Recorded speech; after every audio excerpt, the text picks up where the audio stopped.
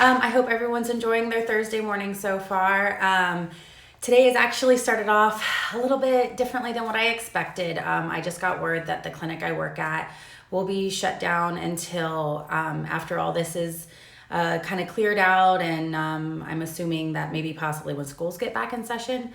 So I'm a little sad. I won't be working with my kiddos for a bit. So I'm going to try my best to focus my energies on helping you and your families and focusing on my kids and making sure that everyone's just doing okay, because even though that we are right now practicing social distancing, that doesn't mean that we can't be humans. We can't reach out to our friends and make sure that they're doing okay.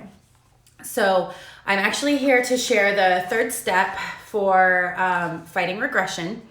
And the third step that I actually feel like is probably more important than any of the other 6 steps is making sure that your child has access to play.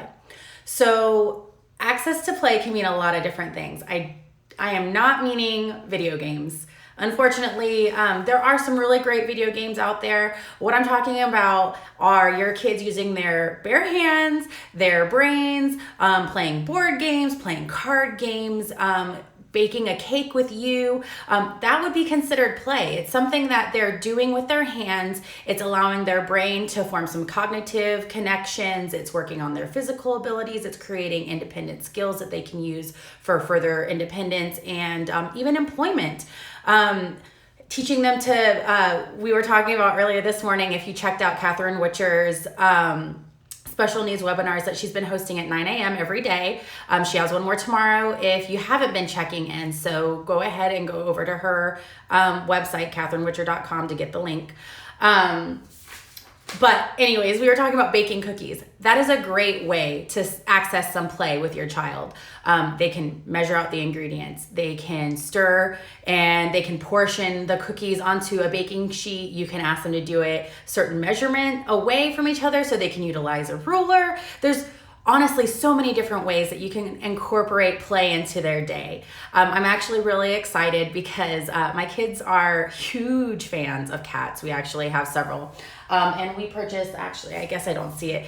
The kids may have taken it. We got a new card game, and it is a problem-solving game, but it's about cats. You have to figure out which cat did whatever it is that they did. And my kids are so excited about doing it.